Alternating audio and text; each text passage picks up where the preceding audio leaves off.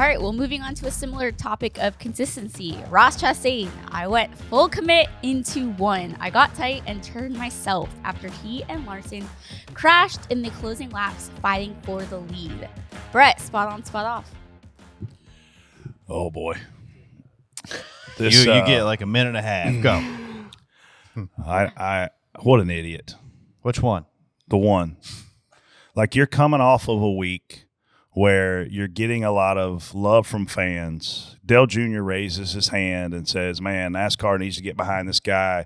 His team needs to get a marketing plan. They need to make him the intimidator. They need to make him the man in black. They need to do all these things from a marketing and promotions and licensing perspective.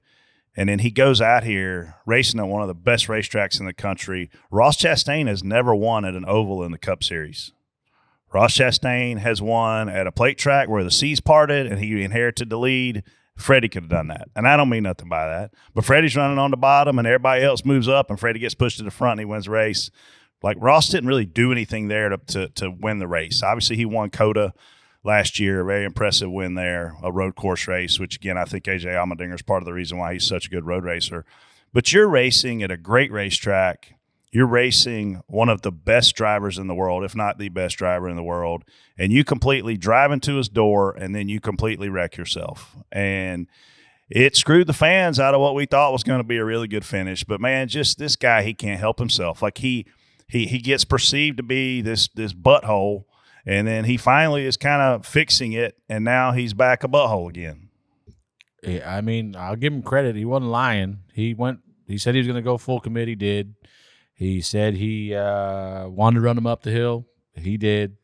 The execution was less than ideal because if he wanted an example on how to do it, he could have took notes from Kyle doing it to him to restart before, because a lot of people missed that with the Truex and all that stuff going on behind the leader. But Kyle and him stay wheel to wheel, and then Kyle squeezes him in the fence off of 2 and gets the big run down the back and was going to clear him and be gone.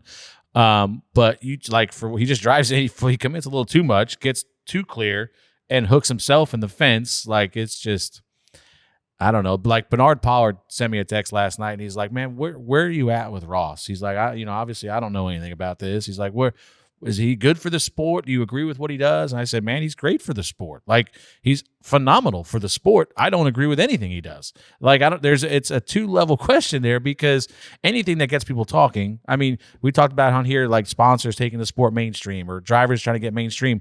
Ross is on the Pat McAfee show last week after that deal fighting on pit road. It doesn't get more mainstream than the Pat McAfee show right now. How is it not good for the sport when you're on the shows like that? So, like, that's great for the sport, but then you can't come back and just do something like this. And like you said, at a place like Darlington, probably one of or the fastest car all day long, and you end up in the garage at the end of the day because of a stupid move into one. I get fully committing, but fully committing is only going to, it's not going to work. Like, you can't do that. So I don't know. Like, it's just spot on. And you can't do it in a car there.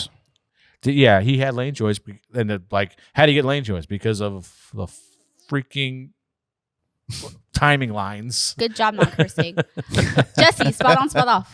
I like Ross. Like, he helps me out. I like Ross too, and all that stuff. But that was dumb as hell. Like, at the end of the day, he is one of the best drivers as far as speed goes wherever he goes. And the most annoying part of it is that he's a really good race car driver. And when you're that good of a race car driver, there's no excuse to have no finesse about going in there and just screwing up that whole deal.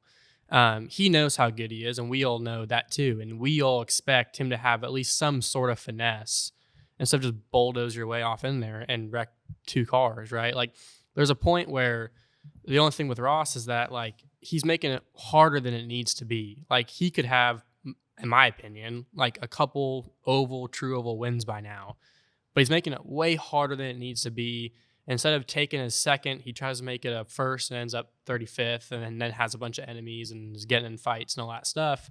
When if he just runs second, and then runs top 3 a bunch of times, like he has the speed to do, those wins are just going to come by nature. So it's unfortunate because I like him a lot and he's really good, and it sucks to see somebody that good like do something with no finesse when you know they have all the finesse in the world. So TJ, there were a lot of conversations around like Rick Hendrick comments or Cliff's comments about how Ross has wrecked 3 Chevys in the last 3 weeks. What does a manufacturer do or a team owner do in this situation, knowing that they're essentially not helping them, at least the manufacturer piece? I mean, he's a team owner. That's the card I would probably play too. You always want to keep your numbers up, but man, racing for wins, I don't think, I agree with Jesse. I think Ross needed to knock out a couple top 2s or 3s, and who knows, he doesn't come off that corner leading the race still. He could run Kyle up off a 2 and put him in the marbles a little bit and clear him and take the win that way. But, it's hard not to, you said it before, Brett, win at all costs. So, and that Ross felt like that was his chance to get out front and what he needed to do.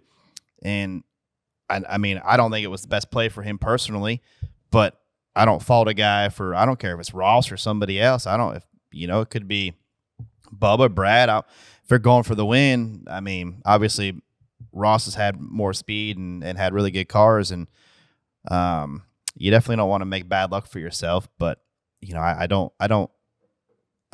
definitely probably wouldn't have tried to put him in the wall. But you got to go for the win too. But I don't know. Everyone messes up, man. I mean, Kyle ran you into the fence at Vegas, right? I mean, and that's Kyle Larson. That's early in the race too. I would have no issue. It's the execution. Like if you squeeze Kyle in the wall and beat him off of turn 2, I'm going to go, hey, that was good job, Ross. But you can't go in there just full bore and wreck yourself. I mean, you did, but like if you execute it properly, it's literally Kyle did it to him the restart before, just ran him up, stayed wheel to wheel with him through the center of the corner, about 3/4 mark. He squeezes him in the fence, turns down the hill, and he gets clear off a 2.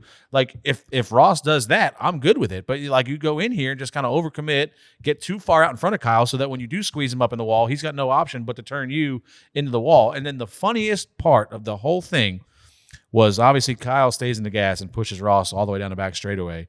And I don't know if you watched the video of Brandon McReynolds going. Is he smiling? No, Brandon McReynolds is going, still pushing. Oh, you. Yeah. Still pushing you.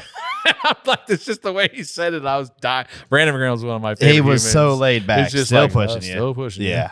Yeah, he was. And him and Tyler. they were standing next to each other, They're too. best. So, by the way, which something we forgot last week to bring up was that Brandon McReynolds manages Ross and Noah, and they're beating each other up. No, he on doesn't manage pit road. Ross. I'm sorry. He spots for Ross, manages Noah. And then they're beating each other up on pit roads. That was awkward for him. We forgot it last week. I wish we didn't. But then Tyler Mon and Brandon are like best friends on the roof, and they're standing next to each other, and they go ahead and wreck each other. They're a country music duo act. They Everywhere are. they go. If you go to Nashville, they go perform live. Why can't we ever have Brandon on the show? We can. We'll why have him on won't here he eventually. never agrees? Here's the thing about this. I think Rick Hendrick is firing a warning shot across the bow to Chevrolet in his statements. Who do you think got the end of the stick at Phoenix between Chase and Ross? It was Chase. Who do you think got the bad end of the stick at Dover between Ross and Kyle? Who do you think got the bad end of the stick between Ross and Kyle yesterday? Like, I think that Rick Hendrick is tired of seeing his race cars get wrecked when Rick Hendrick is the number 1 Chevrolet team in the garage. Who do you think sells more Chevrolets at their dealerships, Rick Hendrick or Justin Marks? I'm gonna think Justin Marks doesn't even have a dealership, so probably Rick Hendrick.